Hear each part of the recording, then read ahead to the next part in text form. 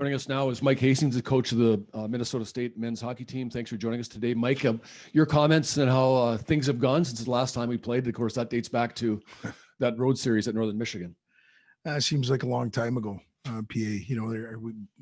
As a lot of people, not only in sports, but outside of sports, start and stop is something you're getting a little more comfortable with. Hopefully we'll be able to start fast.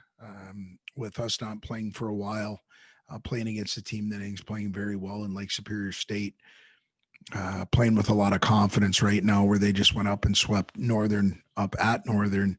We'll have our hands full, but our guys are excited about making the trek and getting up there and having the opportunity to compete together and represent the university and their families as best we can. And this is, we're hoping we'll be able to string some games together here over the second half and try and be as prepared as we can when we get to the playoffs. Okay. As the folks online have an opportunity to ask some questions using our chat feature here, I'll ask the first question, take the opportunity to get your comments on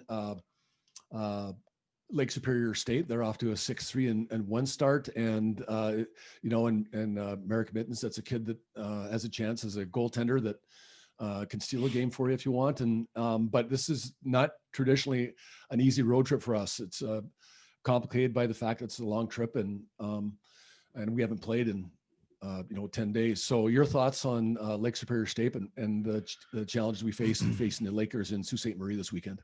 Well, first, I think they're very well prepared. They always have been. Damon and his staff do a really good job.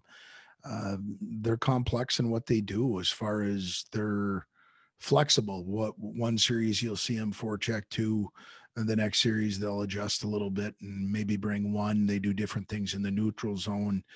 They run a lot of variances off of face-offs. They've got a defensive core that is big, hard, heavy. One of the more premier players with Calder in the lineup is a guy that just seems to jump off tape when you watch the games that they've been playing. They've got a center that's been there that's 6'5" that does a really good job at winning faceoffs. And they do a lot of things very well. They're aggressive. They like to play in units of 5, whether that's in their end in the neutral zone or in your end. So they're always out there trying to make plays. We enjoy playing against them because they make us better. And so, their penalty killing's been very, very good within the league. Mittens has been almost unbeatable. I think he's right around that .950 save percentage. And when you start talking those numbers, the margin for error is very limited. So we're going to have to play a real solid hockey game come Friday to be able to get out of there with some points on that first night. Daniel McElroy asked about your expectations for Akito Hirose going into this weekend.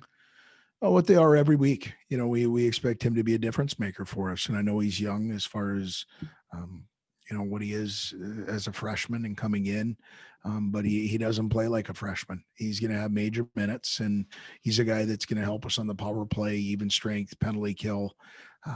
We're okay putting some responsibility on his plate because he's okay digesting that and going out and succeeding. And so, I don't think there's anything that I can have or our staff can have as expectations that are any greater than what Keto's are for himself. So we look forward to hopefully him having a real good weekend.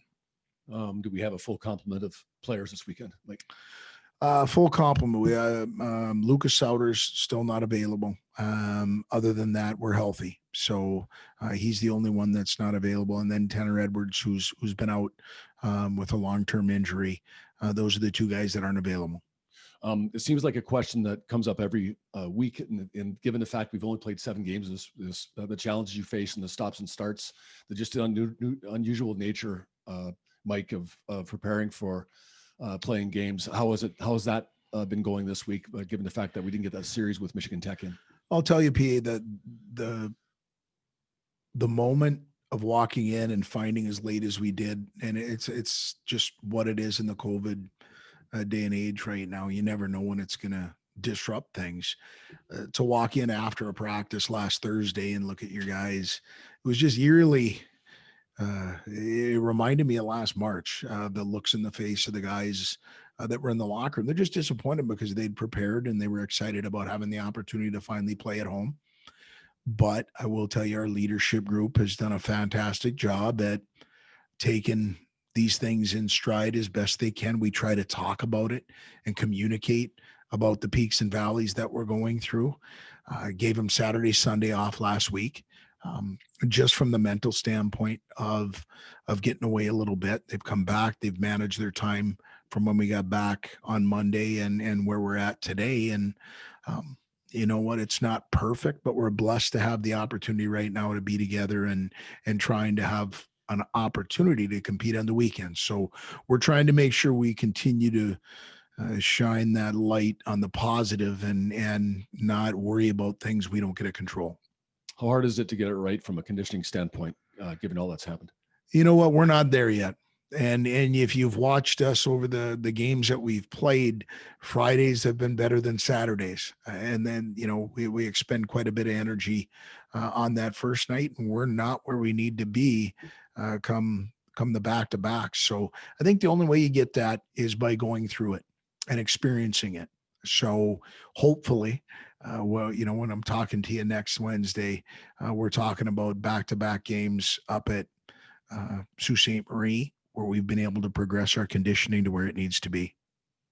I want to ask you about the NHL players that we have and a couple of cool things. We saw that Mark Michaelis with the Canucks and Connor Mackey with the Flames both put on the taxi squad. They're awfully close to seeing NHL action, it seems. Have you talked with those two guys?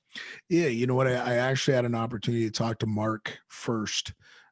We've been in communication just when he received the news that he was going to be part of the taxi squad.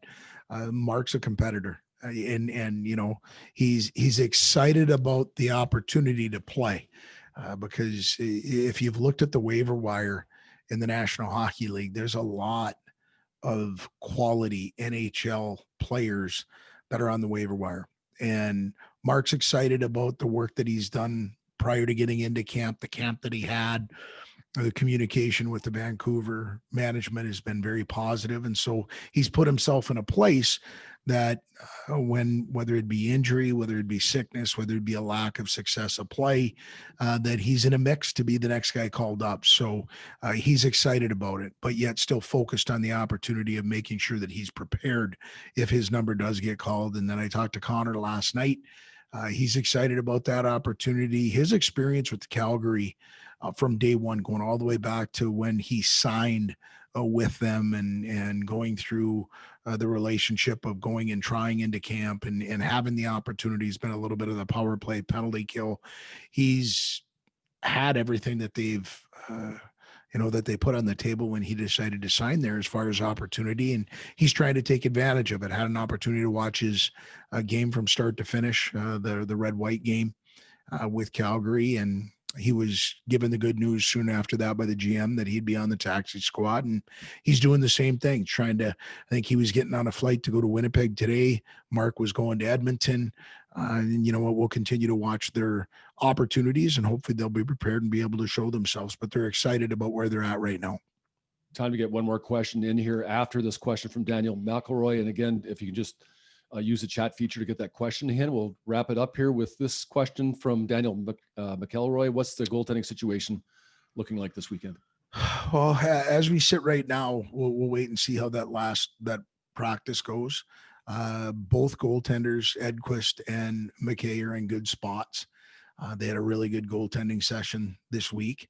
I think they're both prepared to play if they get their number called. And I try to not get too far ahead of myself as far as what ice time is going to be in a given weekend. Right now, I would say that, if everything goes as planned tomorrow, and Dryden will be getting the start on Friday, and we'll go from there.